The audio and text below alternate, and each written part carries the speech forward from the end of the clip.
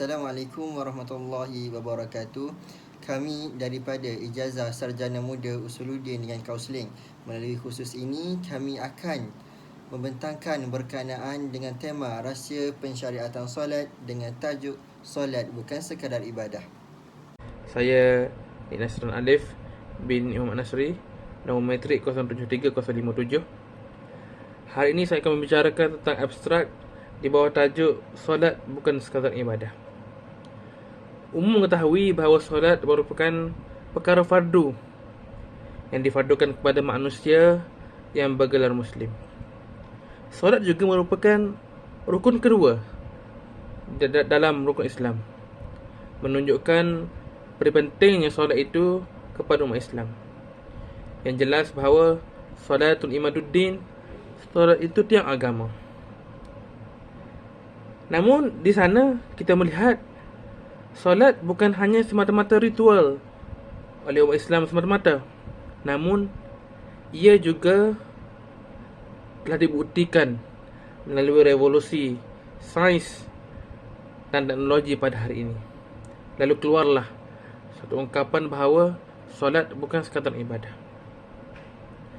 Kita melihat bagaimana solat boleh diharmonikan, bagaimana unsur kerohanian diharmonikan dengan unsur empirik atau unsur sains, yang mana saling bertemu titik persamaan antaranya. Jelas kita tahu bahawa sains dan Islam itu tidak boleh dipisahkan kerana ia berkaitan langsung. Oleh itu, kajian pada hari ini akan membicarakan dengan lebih lanjut dalil Al-Quran dan As-Sunnah serta penemuan-penemuan fakta sains yang bertepatan dengan isu yang kita bawakan pada hari ini.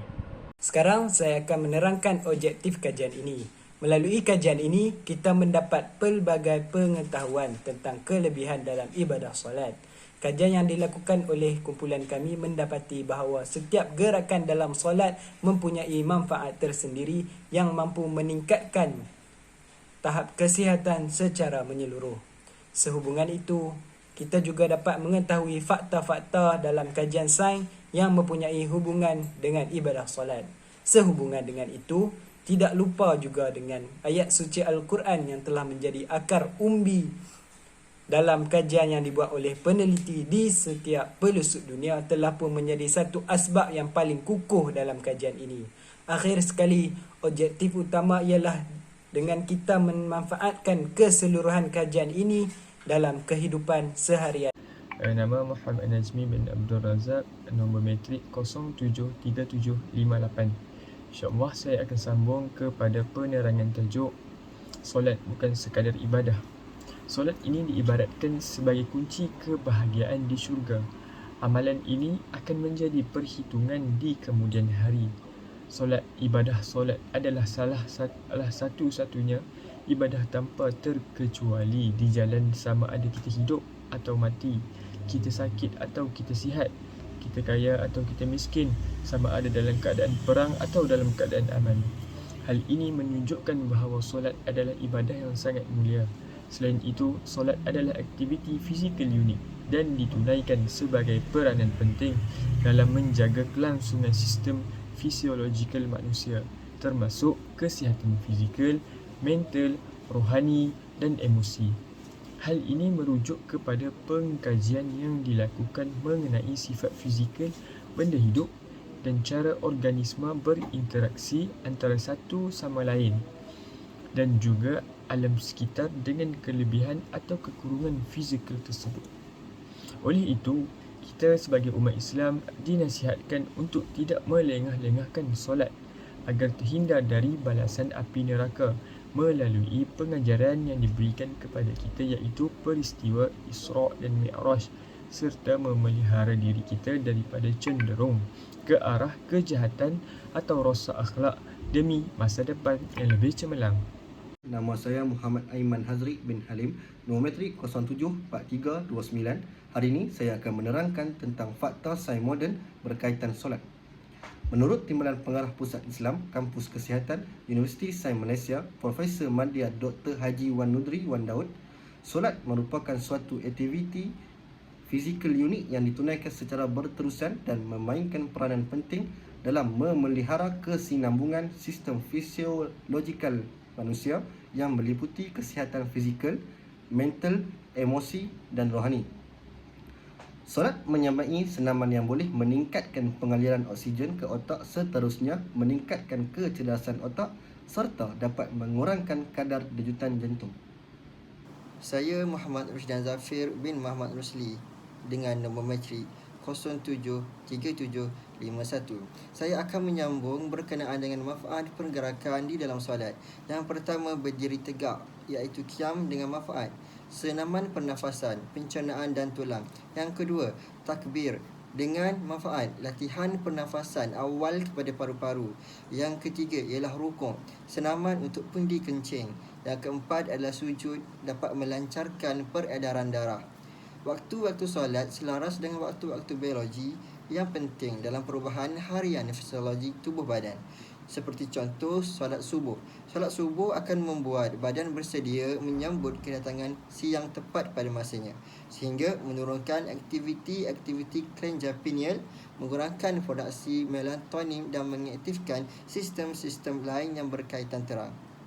Nama saya Muhammad Medina Munawwarah Rahmatuddin Al-Habib Muhammad 073665. Ayat Al-Quran dan hadis berkaitan topik berdasarkan tafsiran ulama. Solat melatih kita tenang dan fokus mencapai tujuan.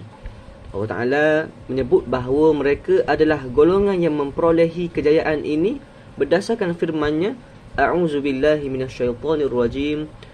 Bismillahirrahmanirrahim.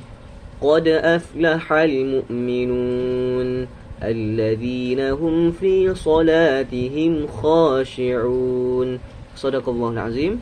Surah Al-Mu'minun ayat 1 hingga 2. Yang maksudnya, sesungguhnya berjayalah orang-orang yang beriman, iaitu mereka yang khusyuk dalam sembahyangnya.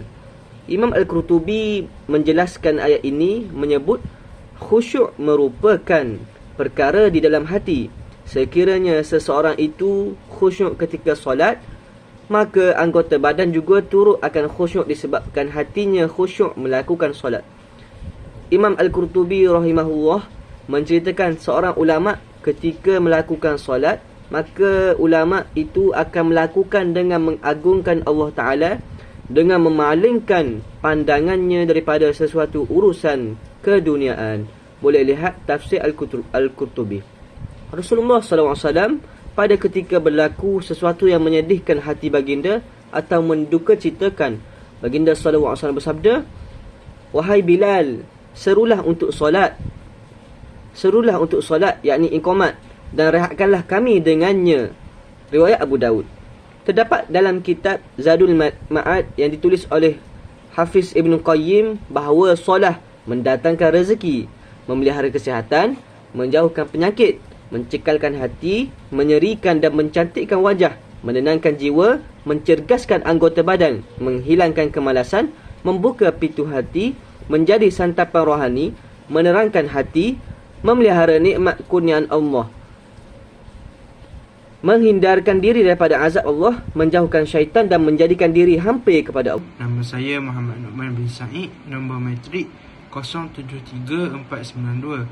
InsyaAllah saya akan menyambung apa yang disampaikan oleh rakan-rakan saya. Kesimpulan yang saya boleh buat daripada poster ini ialah solat bukan sekadar ibadah. Solat merupakan sesuatu yang mampu membuatkan seseorang Muslim itu kekal sihat dan bertenaga.